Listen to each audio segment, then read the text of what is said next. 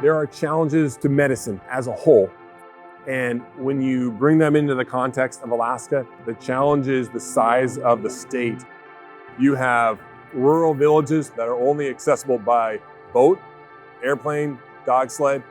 Most of our transports are probably on average about an hour to flight time. So then you have clinic time, flight time, ground time in Fairbanks, or flying further. And then in the winter, it's cold. Your medication freezes in the tubing if you're not protecting it. It's dark, and so you're operating under headlamps. You're riding in the back of a snow machine, and you're pulling your patient in a sled and tucked in a sleeping bag, trying to keep them warm. There are a variety of complications.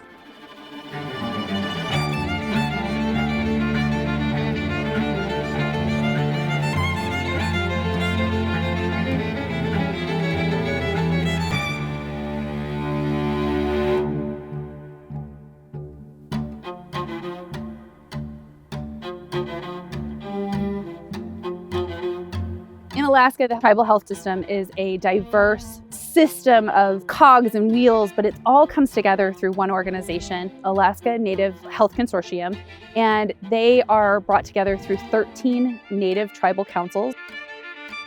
The people that are in those villages, the community health aid workers, they are the ones that really keep the village going. They're the people that support the village in some places like Alaska where they don't even have police forces and they don't have a state trooper. Sometimes the community health aid worker is the public figure, and they take care of their village and they take care of their people.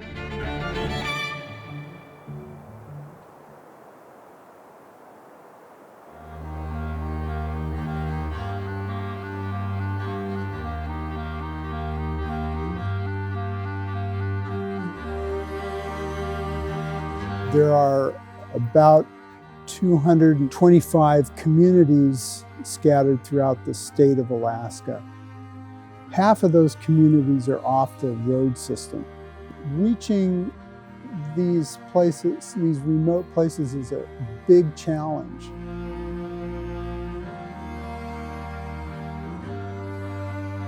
I've grown up here my whole life and had elders and all that.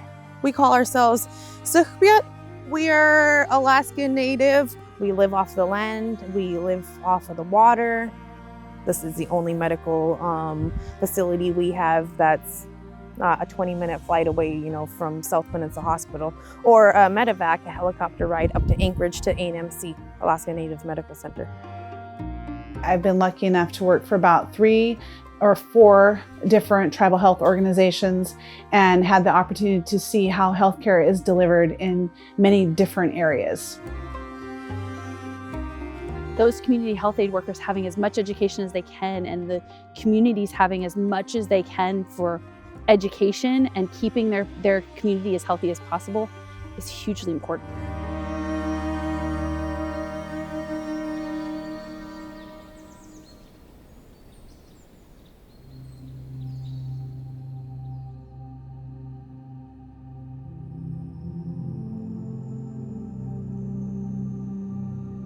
One of the true things about Alaska and Alaskans is that they are here because they want to be here. And they like the combination of how independent and free they can be, but also recognize that we all depend on each other to survive and also to subsist. No matter where you're at, it's all about getting access to healthcare. And it's not just accessing the system, but getting the correct diagnosis, getting sent to the right hospital that then can intervene within the right timeline.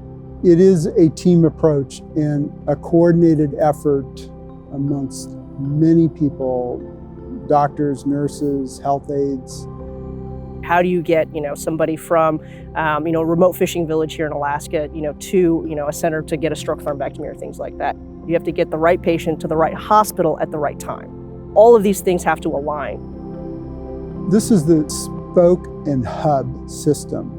At the end of these spokes are the community health aides, and they are the backbone of this healthcare system. And then we have the hub here in Anchorage that support them.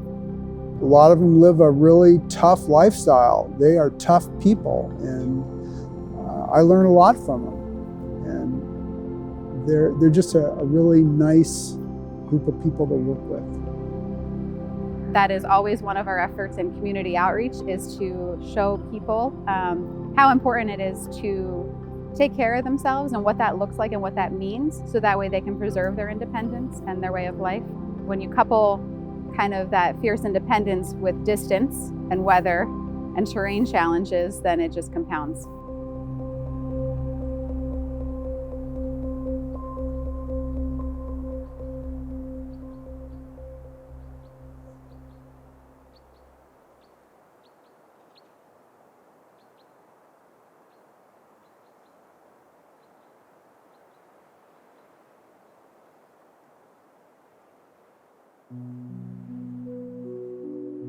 It was my day to move firewood and rounds of wood that I'd cut.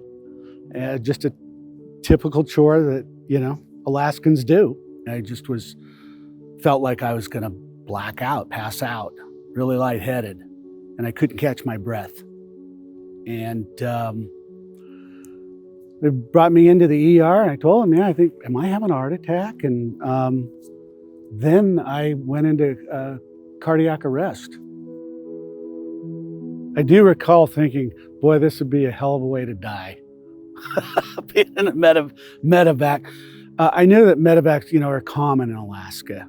I've been all over Alaska, and it's a common occurrence for medevacs taking ill people to a community that has adequate health care. Medevac is transport medicine.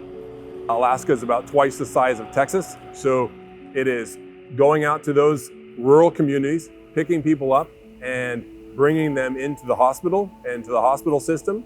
It's also taking people from the local hospital system and then flying them down to higher resources. So the local hospital, if they don't have a particular specialty, it's to take them down to Anchorage or to fly them to the lower 48. The day of my heart attack, we actually drove to Delta to look at some houses. I just thought, my heart feels like it's in a vice, and I feel like you're breathing, but it feels like you're drowning. And that's how I knew it was different. It took 2 minutes to get to the hospital around the block. And they were like, well, you're not going home. You're gonna have to take a medevac to Anchorage, because we did not have a cath lab here in Fairbanks at the time. And I was just very resistant. In my new mom postpartum perspective at that moment, I felt like I was a prisoner. Did not realize how sick I was and that they were actually trying to save my life until the internal med doctor came in, and he's like, look, if you don't get on that plane, you're going to die. You are going to die. So let us do what we're doing. We're doing this to literally save your life. People don't realize up here how valuable medevac industry is. It could be the difference between life and death, for sure. We're here for the people in Alaska. We're here for these communities. It's an honor to be able to do. And so I'm so thankful for my job. When I know a lot of people are leaving healthcare, I do it because I love the people. I love the service that we do.